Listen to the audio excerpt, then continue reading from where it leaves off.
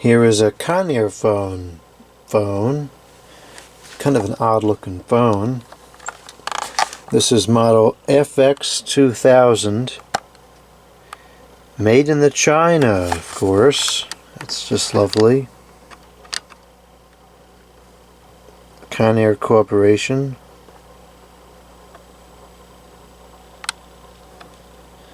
FX2000GT. I don't know if that number has any significance to anybody. I don't know what it means. It has a lot of feet on it, and very few of them are in the right place. Some of them are actually on the wrong phone.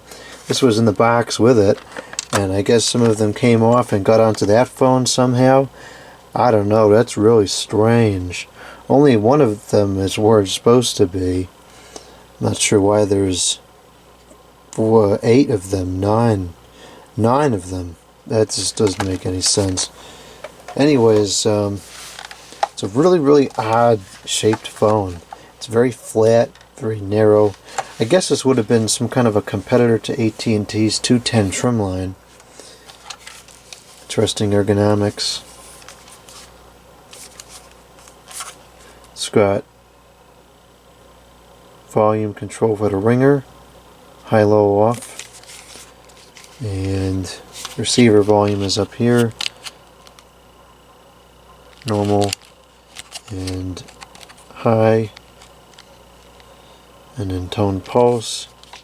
The buttons are rubber.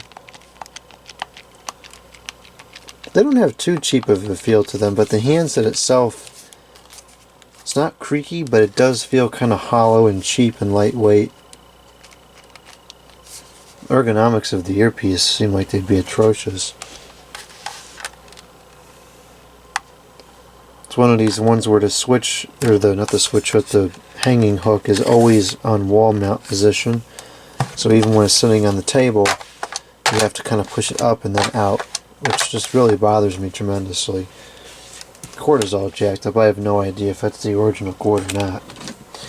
Let's go ahead and plug this thing up and see if it works. Oh, that's really a great place to put the plug.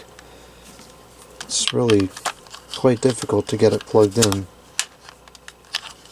And then what's even worse is the angle that this cord has to undergo to route out of the base. I don't know, it's like people that design these things have never actually plugged in a phone before. Alright, let's begin by calling it up. It's not ringing. Oh, there it goes. It takes some time, I guess.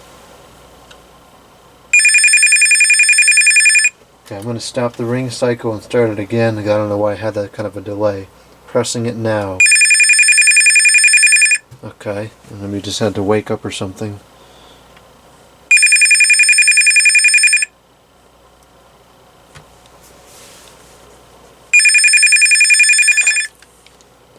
Okay, that was high. We'll do a ring again on low. That's kind of like a rubbery material there.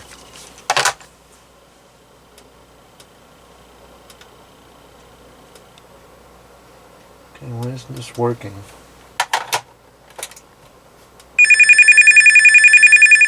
It's a fair bit quieter. Sounds a little bit different.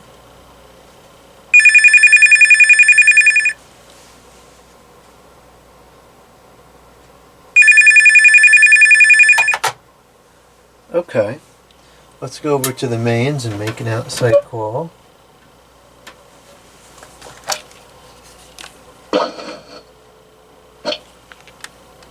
It's working, but it's kind of quiet. Let's put it up to loud.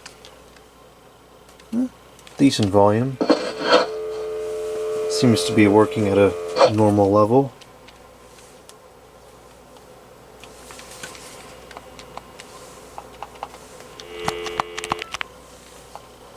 Buttons don't work the greatest. Jeez.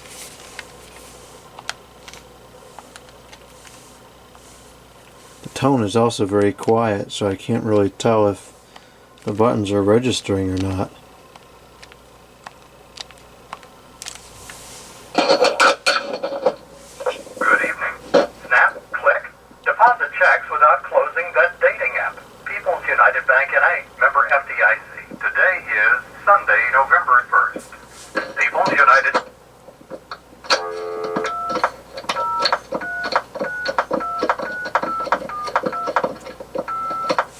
Actually, the buttons aren't as bad as they seemed initially. Hello, Farmer Jones here in the vineyards and the Christmas tree fields. For October and pumpkin season 2020 are now history. Our entire Jones family and staff thank you. And I can't tell if there's 3 volume levels or 2. our farm and making our season successful. We will continue our tradition of... Okay. Either way, that is working. So now I'll go back to the internal line and we'll record a message onto the testing answering machine. 1. New message and 12. Old messages. Message 1. Hey, it's Frank. I was outside last night and I smelt a skunk. Thanks for letting you know. End of messages. Okay, that sounded just fine. Now let's see if the redial works. It does, but the button is very hard to press.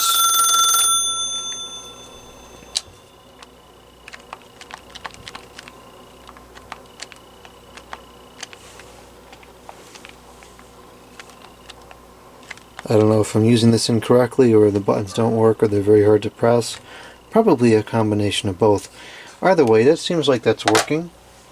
So we'll put this one in the pile of phones to clean up.